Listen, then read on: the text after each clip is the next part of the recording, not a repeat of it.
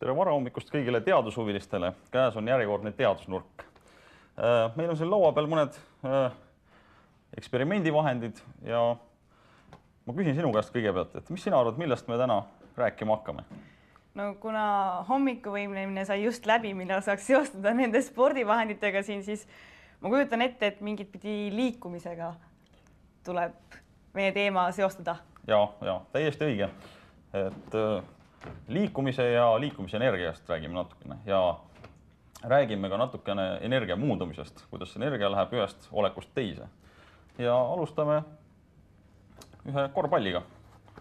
Sportlik algus ja räägin sellest, kuidas potentsiaalne energia läheb kineetiliseks energiaks ehk liikumisenergiaks ja kuidas ta läheb tagasi potentsiaalseks energiaks. Kui ma tõstan pallisid maapinnalt õhku, tal on potentsiaalne energia, lasen ta alla kukkuda, põrkab enam-vähem sama kõrgel tagasi.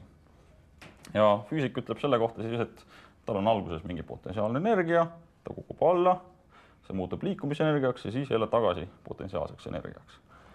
Nii, samamoodi võib igasuguse palliga teha, nii et selline väga lihtne pall juba näitab, kuidas energia muundub ühest olekust teise.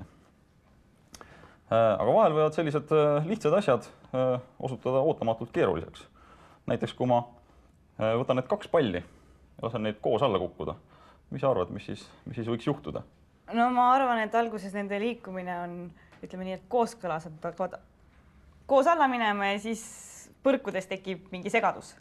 Ja, nii palju, kui ma oma elus olen näinud vähemalt. Ja, enam-vähem, aga vaatame. Juhtus midagi natuke ootamatut. See väike pall lendas ootamatult kõrgele. Ja tekib küsimus kohe, et hullu, et on energiajäävusseadus, energiat ei teki ega ei kao. Et kus see väike pall sai selle energiat lennata tunduvalt kõrgemale kui... Suur pall tuli altpoolt ja lõi ta ülesse. Jah, täpselt, enam-vähem. Et see suur pall on lihtsalt nii palju massiivsem ja tema energia on nii palju suurem, et kui ta selle siin põrkel andis sellele väiksele pallile, mis on kerge, kujutame ette siin kahte, et see on üks suur ja raske summamaade näiteks ja see on üks väike summamaade ja kui nad nüüd kokku põrkavad, mis siis on tagajärg? Arvatavasti kurb väikese summamaade jaoks. Kahjuks on see kurb. Nii et, aga läheme kohe järgmise katse juurde. Ma panen need eelmised asjad ära ja näitan ühte teist lihtsat aparaati. Ja ütlen ära, et see on selline kaval aparaat, mis muudab jällegi potentsiaalse energia kineetiliseks energiaks. Ja seda oskad sa siit näha näiteks, et siin kuskil potentsiaalset energiat on. No kui seisvad kehad omavad potentsiaalset energiat, siis ma arvan, et ta siin laua peal ongi meil.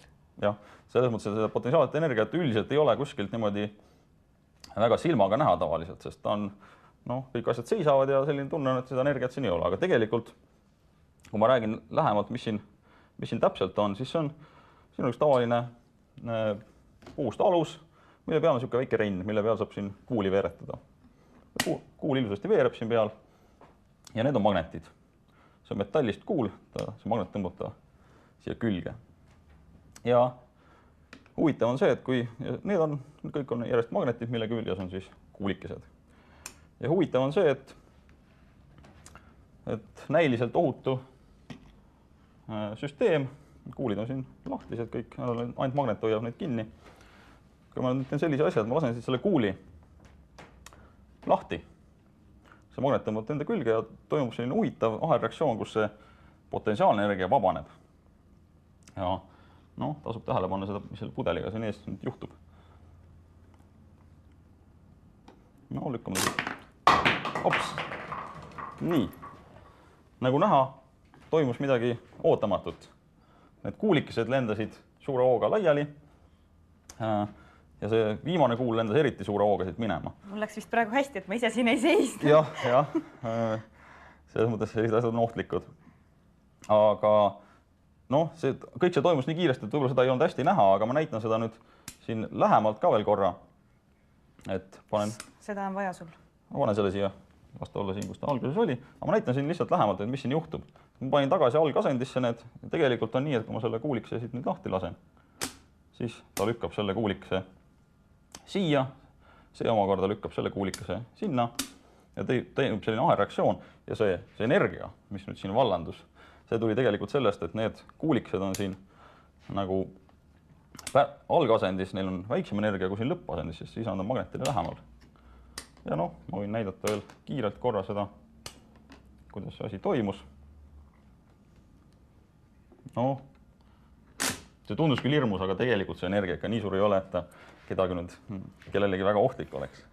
Et auku läbi ei oleks käest löönud, kui ei, nagu näha, käsi on terve ja kõik on korras. Aga see on hea näide jälle, kuidas selline väga lihtne süsteem, mida igaüks kodus teha, võib suhteliselt keerulist füüsikalist asja seletada.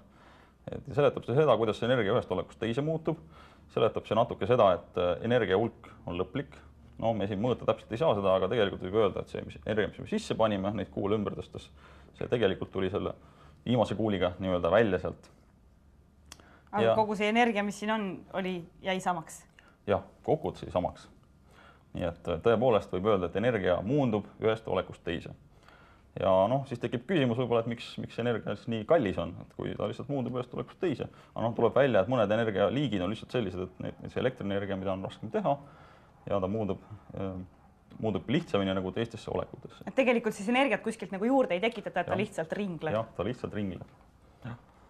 Vot, see on lugu energiast, energia jäävusest, energia muundumisest ja see on siis üks väga oluline osa ka füüsikast.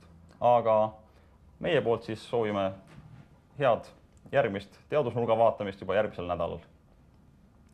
Nägemist meie poolt.